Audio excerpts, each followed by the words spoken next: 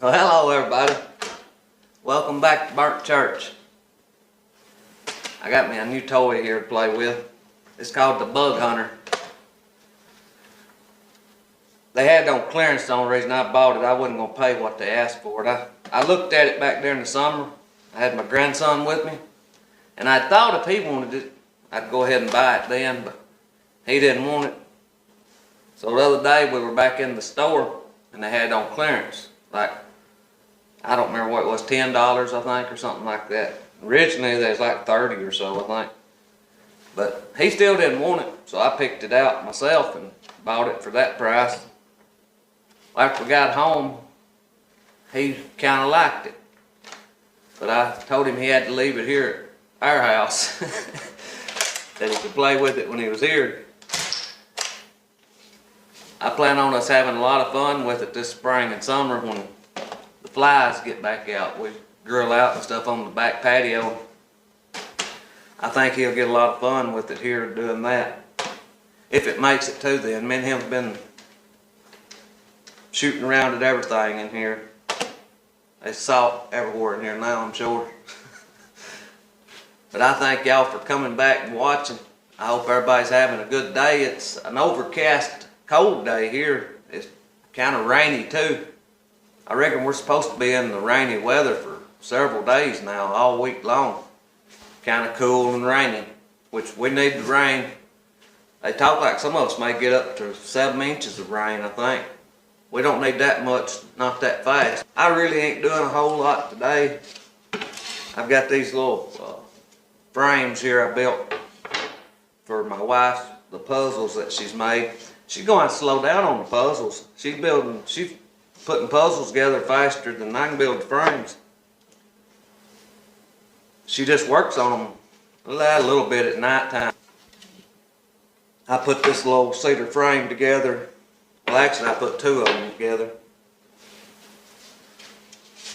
I put these two together yesterday evening, late. I'm going to have to do a little sanding on them, but I got to go get the glass cut for them this coming week. I'm going to show y'all something now. I want for you to put in the comments if you know what it is. I made a little short video the other day and I had this in it, but it was like towards the end of the video. I don't think a lot of people got to see it. I'll show it to you, and if you know what it is, put it in the comments.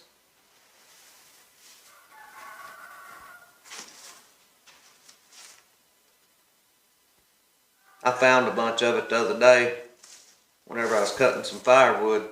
It's the first time I've found any of it in a good while.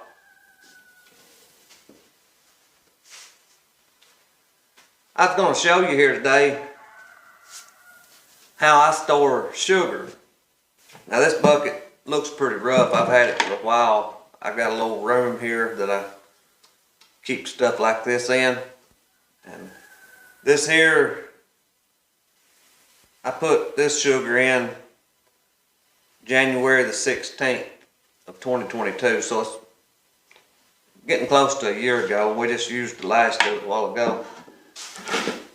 But it stores perfectly fine in this for me, and it's in here in the shop. I try to keep it somewhat warm in the winter time, but now in summertime it gets bad hot in here. I've had this for close to a year, and it was perfectly fine. I just poured the last of it into our sugar bowl in the house. I bought this bucket at Walmart, you can see there, in the deli back there. If you'll ask them, they most of the time have some of these little buckets. I don't remember what they costed. 90% of the time they'll have the lid with it too. I think it was $1, I believe is what the bucket and lid cost, and that's cheap. And they're a food grade bucket. But I just put it in here. I think it takes 2 of these to fill that up. It may take 2.5 of them.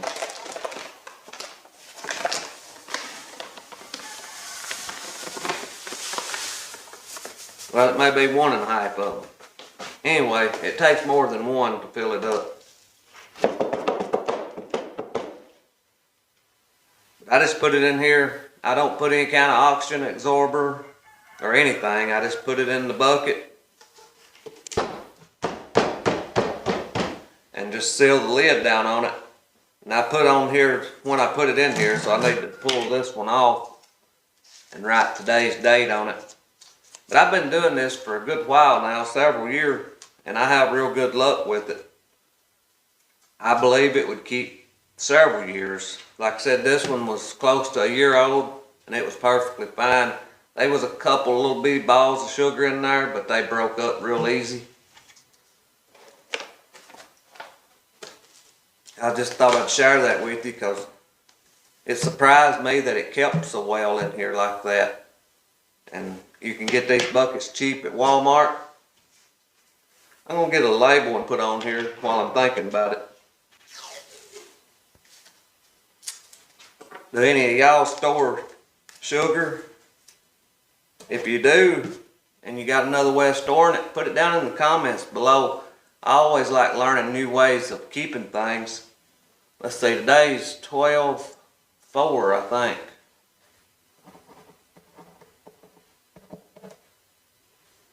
My pen's tearing up. I need to get another bag and fill it on up. I think 1.5 bags is what it holds. That's what it looks like. It's up to right here. So I believe it will hold another 1/2 bag. Sometimes they'll run that sugar on sale, and that's usually when I try to buy it. I've got about 3 or 4 of these buckets. I fill them up. I'm somewhat of a prepper. I like to have food put away in case of an emergency, or if I was to get hurt and I can't work. On my type of work that I do, if I'm not working, I'm not making any money. And if I've got food put away, I know I can eat. If there ever was a bad, some kind of grid down, shift event or something, sugar and salt, in my opinion, it would be priceless.